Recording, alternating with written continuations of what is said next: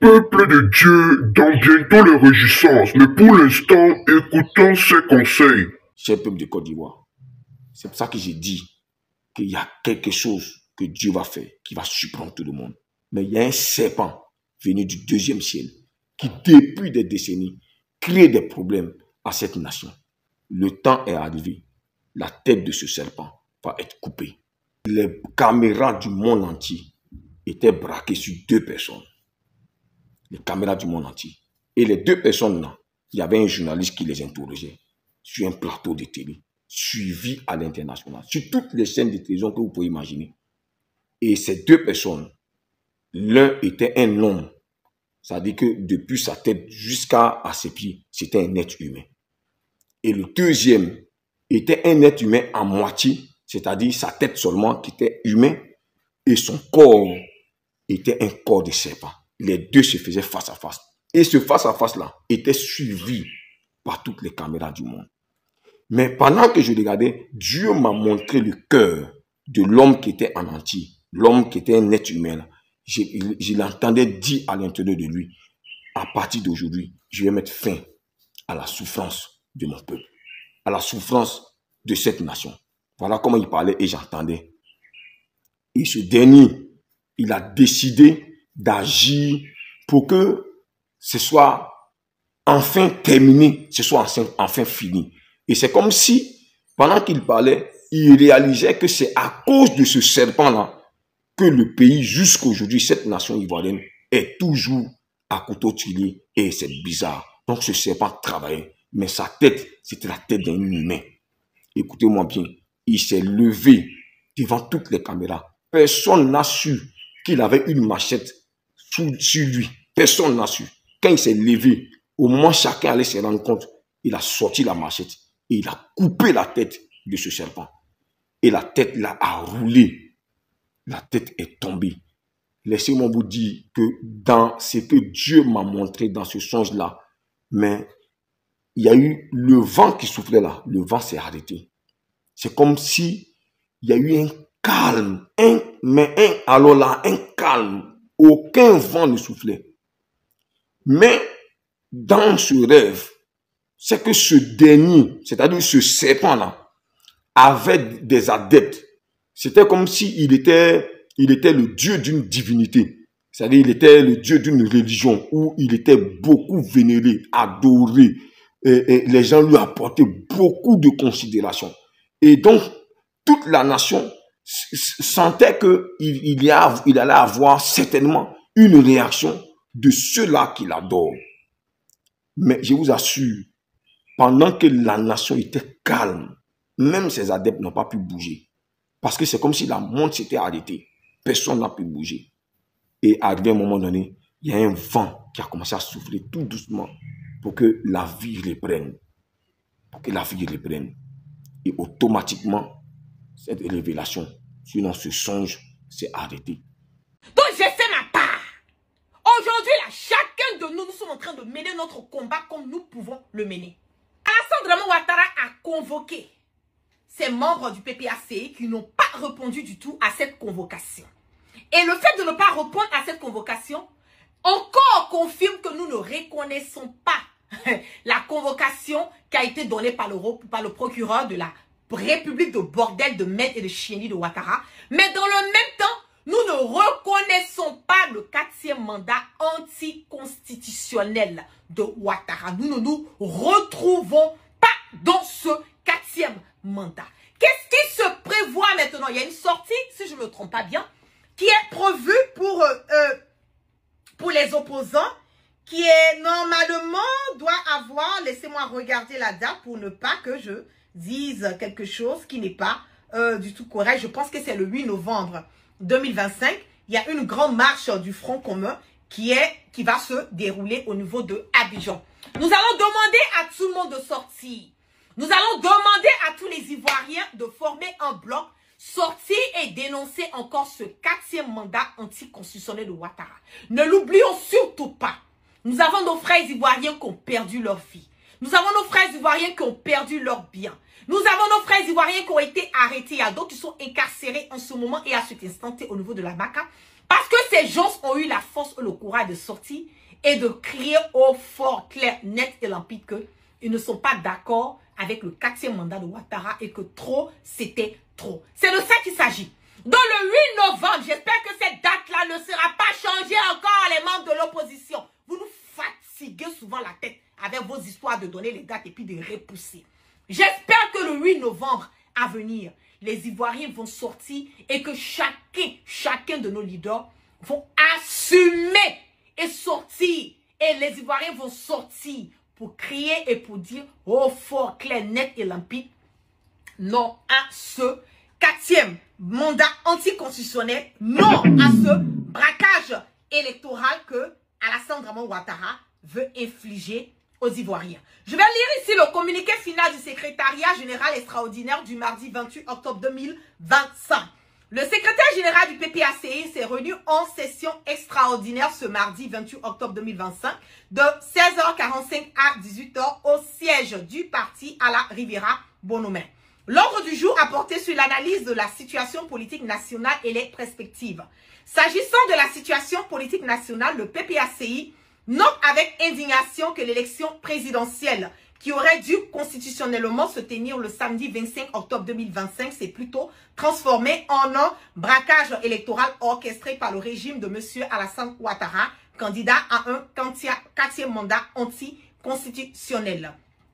Pour perpétrer ce coup d'état civil, M. Alassane Ouattara a déployé près de 40 000 éléments des forces armées afin de tenir en joue et de réprimer dans le sang les manifestations pacifiques des Ivoiriens opposés à sa volonté de briguer un 4e mandat anticonstitutionnel. Le bilan provisoire de cette violente répression fait état de 23 morts, de centaines de blessés et de milliers de manifestants arbitrairement détenus. Les exactions contre les populations civiles se poursuivent à ce jour, notamment à Nayo, sous-préfecture de Saïwa, où des civils ont été atrocement tués, brûlés vifs et des villages incendiés. Le PPACI condamne avec la plus grande fermeté ces atrocités et prend à témoin l'opinion nationale et internationale sur la propension de M. Alassane Ouattara à accéder et à se maintenir au pouvoir par la violence, comme ce fut le cas en 2011 et 2020. Donc, on nous parle ici que le communiqué nous dit que le 4e mandat anticonstitutionnel de Ouattara a déjà fait 23 morts et Ouattara a déployé près de 44 000 de ces mercenaires, de ces bandits, de ces voyous pour pouvoir brigander, pour pouvoir quelque part traumatiser, voilà, les Ivoiriens. Mais je vais vous faire écouter, écouter rapidement le communiqué du PPACI et j'aurai quelque chose à dire concernant cela. J'espère qu'il n'est pas long parce que j'ai pas eu le temps de, voilà, c'est près de 16 minutes.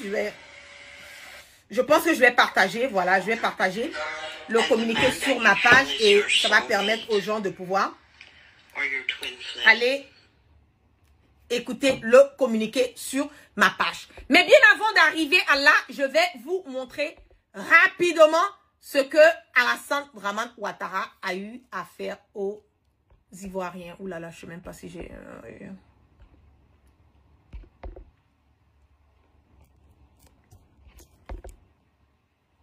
On va écouter ce que... Bonjour Julia, vous êtes dans un bureau de vote de la commune de Yopougon. Comment ça se passe? Écoutez, oui, je me trouve actuellement dans le bureau de vote de l'école William Conti dans la commune de Yopougon. C'est le plus grand bureau de vote de cette commune d'Abidjan. 6 000 électeurs sont inscrits ici et vous le voyez certainement derrière moi. L'affluence est plutôt faible et c'est le cas depuis ce matin. En réalité, tout est très calme ici, que ce soit dans le bureau de vote mais également autour, dans les rues avoisinantes, alors que c'est un quartier qui est plutôt très animé. D'habitude, écoutez, oui, il faut rappeler qu'un important dispositif policier a été déployé, que ce soit dans le pays, mais également spécifiquement dans cette commune où des quelques incidents mineurs ont pu être observés les jours précédant le vote. Les observateurs des partis politiques de l'opposition n'étaient pas présents. On a rencontré des observateurs à la fois indépendants ou des observateurs du parti politique au pouvoir, le RHDP, mais ceux des 4 autres candidats étaient absents de tous les bureaux de vote que nous avons visités ce matin. Pourtant, 3 candidats de l'opposition ont conclu un accord pour mutualiser la présence de leurs observateurs dans les bureaux de vote, mais apparemment cela n'a pas suffi pour leur permettre d'être présents partout. Ok. Donc nous sommes d'accord, net, clair et limpide que les élections n'ont pas eu lieu, pardon. Et les personnes qui sont là toujours en train de dire, oui, voilà, Ouattara a gagné, Ouattara il est candidat, voilà les élections. Il n'y a pas eu d'élection. Si vous êtes vous-même honnête envers vous-même, vous devez reconnaître qu'il y a eu un braquage électoral. Vous devez reconnaître qu'il n'y a pas du tout eu d'élection en Côte d'Ivoire le 25 octobre passé. Et nous ne reconnaissons pas Alassane Dramane Ouattara. Ouattara n'est pas le président des Ivoiriens et les Ivoiriens doivent continuer à se mettre dans la tête que Ouattara n'est le président d'aucun Ivoirien. Ce qui s'est passé là, nous n'allons pas laisser les choses continuer dans ce sens. On le dit tous les jours que découragement n'est pas ivoirien. Voilà. Donc, le fait que Ouattara s'est autoproclamé là, ça ne veut pas dire que nous allons accepter. Le fait que Ouattara s'est imposé et qu'il dit qu'il est le président de la République de Côte d'Ivoire, qu'il a brigandé le 4e mandat, il pense que ça va passer comme crème. Ça ne passera pas.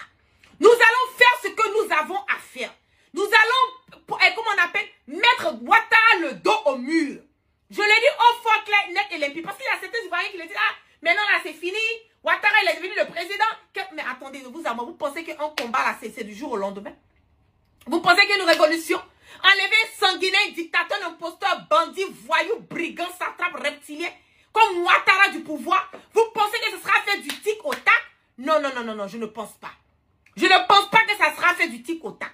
Je pense que les Ivoiriens doivent toujours être, comment les galvaniser.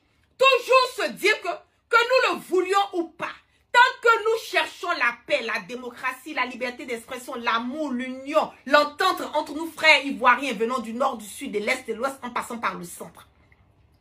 Nous devons nous arranger pour enlever ce cancer, cette gangrène, pas seulement de la Côte d'Ivoire, mais de l'Afrique à la tête de notre pays. Je le dis, et il n'y a pas quelqu'un qui a venu mener ce combat pour nous les Ivoiriens. Parce que j'entends certaines personnes dire, ah mais pourquoi les Burkinabés ne viennent pas nous aider un peu la guerre? Pourquoi on ne dit pas aux Maliens de venir nous aider? Mais attendez là, quand les Maliens sont en train de prendre le pouvoir, là, les Burkinabés sont en train de mener leur combat là. Pas les Ivoiriens ne sont pas allés les aider. Les Ivoiriens ne sont pas allés aider les Burkinabés. Enlever Damiba et mettre le capitaine Ibrahim Traoré. Les Ivoiriens ne sont pas allés aider Ibeka en enlever et puis mettre, comment on appelle, Assimi Goïta. Non, ce sont les Maliens qui ont pris leur destin en main. Les Burkinabés ont pris leur destin en main. C'est parce qu'ils ont pris leur destin en main que ça a permis à Damiba de partir. Parce que si les Burkinabés étaient assis chez eux à la maison, qui se disaient, oh mais vraiment nous là, ah non, on ne veut pas aller au front, on ne veut pas aller au combat, oh. Ah non, franchement, Damiba, on ne veut pas de lui, il fout la merde et le bordel, mais vraiment quelqu'un a quand même nous sauver. Mais jusqu'à présent, là, je ne pense pas que tout ce qui est en train de se passer au Burkina, toutes ces belles choses que le capitaine Ibrahim Traoré est en train de faire, tous ces terroristes, ces terrors qui sont en train d'abattre, tout le service, voilà, compétent qu'il a mis en place aujourd'hui, toutes ces personnes qui sont là pour protéger le peuple du Faso, protéger le territoire burkinabé, tous ces intellectuels qu'il a mis dans les endroits stratégiques pour pouvoir maîtriser le fléau du terrorisme, voilà, et tout. Je ne pense pas que nous allons être là aujourd'hui dans cette posture. C'est parce que les Burkinabés eux-mêmes là, ils se sont levés. Ils ont montré qu'ils avaient un ras-le-bol. Qu'aujourd'hui, ils ont apporté leur soutien au capitaine Ibrahim Traoré. Lui, il ne peut pas faire. Même si le capitaine Ibrahim Traoré avait chassé Damiba, que les Burkinabés disaient qu'ils ne voulaient pas de lui là, il allait s'asseoir où? C'est ça qui est la vérité. Même si le capitaine Ibrahim Traoré avait chassé Damiba et que les Burkinabés sortaient pour dire, ah nous on veut pas, on veut des Damiba. Vous pensez que le capitaine Ibrahim Traoré allait être là? Je ne pense pas. Pour vous dire que c'est le peuple, le power, le pouvoir, le power, c'est dans la main du peuple. Donc c'est le peuple ivoirien. C'est à nous de sortir, c'est à nous de nous mobiliser. Le 25, là, je vous ai dit de sortir. Il y a de sortir sur le monde. Sortons. Ouattara, il ne peut pas tuer tous les Ivoiriens. Il ne peut pas tuer, il ne peut pas incarcérer tous les Ivoiriens. Aujourd'hui, là, il n'y a même pas de place à la Maca. Ils sont obligés de mettre les teintes, là, comment on appelle, oh là là, les bâches. Voilà. Ils sont obligés de mettre les bâches et puis mettre les prisonniers d'or en dessous des bâches dans plein centre de Maka. Parce qu'il n'y a pas de place. Il n'y a pas de place à la Maka. Donc vous pensez que Ouattara va tuer tous les Ivoiriens? Ceux qui ont perdu leur vie dans ce combat, dans ce 4e combat de ce 4e mandat anticonstitutionnel de Ouattara. Moi, la guerre, je ne suis pas mieux que ces personnes. Non. Vous qui me suivez, des milliers de personnes, vous n'êtes pas mieux que ces personnes. Ces personnes ont mené le combat, ils ont sacrifié leur vie. Pourquoi? Parce qu'ils ont cru en quelque chose. C'est parce qu'il y a eu un ras-bol quelque part. C'est parce qu'ils se sont dit, eux là, ils n'ont plus rien à gagner. Ils se disent que Ouattara est là, ça ne les arrange pas. Donc ils sont obligés de montrer par toutes les voies et moyens qu'ils sont fatigués de Ouattara. Ils n'ont pas perdu leur vie en vain. Non. Bien au contraire. Ce sont des martyrs. Ce sont des héros. Parce qu'ils ont sacrifié leur vie pour nous autres. Pour vous autres. Vous qui vous plaignez, vous qui dites que Ouattara est là, qu'est-ce qu'on va faire là? Vous n'êtes pas mieux que ces personnes qui ont perdu leur vie. Mais eux, ils l'ont fait. Je n'ai pas dit que tout le monde doit perdre la vie dans ce combat que nous sommes en train de mêler. Parce qu'une vie, là, voilà, elle est sacrée. C'est pas que quand on meurt, on peut revenir. Voilà, quand on est parti, on est parti. Aujourd'hui, les parents de cette victime sont en train de faire leur deuil. Ils vont même pas finir de faire leur deuil. Donc, pour la grâce de Dieu, pour vous-même, votre propre souveraineté, pour vous-même, votre propre démocratie, là, il n'y a pas quelqu'un qui doit venir vous dire ce qui est bon pour vous. C'est à vous de prendre vos responsabilités. C'est à chacun de nous de prendre nos responsabilités. Quand j'entends certaines personnes en train de dire, ah, mais toi la guêpe, toi tu es assise en Europe là-bas, tu es en Amérique là-bas, et puis c'est toi qui nous dis de sortir. Mais attendez, chacun de nous, nous avons notre rôle à jouer. Si le combat contre Alassane Draman Ouattara m'avait trouvé sur le territoire ivoirien, que j'étais en Côte d'Ivoire, il y a longtemps, là, moi, là, m'avait mis en prison, m'avait fait sortir, m'avait mis en prison, m'avait fait sortir. Il y a longtemps. C'est que j'allais subir toutes choses. Mais tout le monde ne peut pas être au front. Oui. On ne peut pas être tous au front. Parce que si c'est dans cette tactique-là, cette manière de concevoir, mais il y a longtemps que Ouattara avait éliminé tout le monde. Il y a longtemps. C'est pas que la guêpe ne veut pas partir. C'est parce que la guêpe ne peut pas partir. Mon parti en ce moment est à cet instant T là, en Côte d'Ivoire. Mais c'est aller me donner à Ouattara. Qu'est-ce que Ouattara va me faire? Je ne vais pas pouvoir mener le combat que je suis en train de mener étant ici. Par rapport à moi être sur le territoire ivoirien. C'est de ça qu'il s'agit. Parce que je ne vais pas pouvoir mener le combat que je mène. Donc si je peux mener mon combat, étant en dehors de la Côte d'Ivoire, je vais mener mon combat. Le moment opportun pour moi. Moi, il y a des fois en 2019. Moi, j'étais en Côte d'Ivoire en 2019. Mon dernier voyage en Côte d'Ivoire, c'était en 2019. Été 2019, là, j'ai tapé 2 mois en Côte d'Ivoire. Mais j'étais en Côte d'Ivoire, puis je faisais des directs. J'allumais Alassane Draman Ouattara sur le territoire ivoirien. Allez visionner mes anciens directs. Moi, je ne suis pas une poltron. J'étais sur le territoire ivoirien, puis j'allumais Ouattara. Oui. Il y a des ministres de Ouattara même qui m'envoient des messages. Ah, on t'a vu, tu es arrivé. Est-ce que tout se passe bien? Ah, est-ce qu'on aura l'occasion de te voir? Je ne suis pas venu pour voir un ministre ici. Je ne suis pas venu pour voir l'autorité ivoirienne. Je suis venu pour passer mes vacances. Voir la famille. Et puis prendre mes clics et mes claques et puis partir. Je ne suis pas venu pour voir l'autorité. Je vous ai donc dit que cette très grande église médiatique remercie chaque jour ses fidèles. Et dans cette église médiatique, il y a toujours des choses à proposer, il y a toujours des choses à venir présenter. Et tiens, vous rappeler, cette très grande église médiatique est basée en Afrique de l'Ouest et dans l'AES. Vous ne pouvez donc pas nous empêcher donc de continuer dans cette bataille chrétienne, dans cette bataille médiatique, parce que tiens, vous rappeler que nous sommes là pour la vérité. Et ceux-là qui ne sont pas fiers de cette ligne éditoriale, ils n'ont qu'à quitter ici. On s'en fout donc de tous nos détracteurs, parce que nous allons toujours continuer. Peu importe, je vous ai dit, dans cette église médiatique, nous abordons plusieurs thématiques. nous faisons dans la géopolitique, nous faisons dans les prophéties, nous faisons dans les prédications, nous faisons dans tout. Et aucune communauté ou aucune audience ne peut nous faire le chantage, car nous avons commencé les travaux depuis le commencement. C'est pas maintenant que ça va s'effriter. Et ceux-là qui viennent donc et découvrir pour la première fois, soyez. On se dit à la prochaine, ça la piste. Bisous le bon les gars. Bon.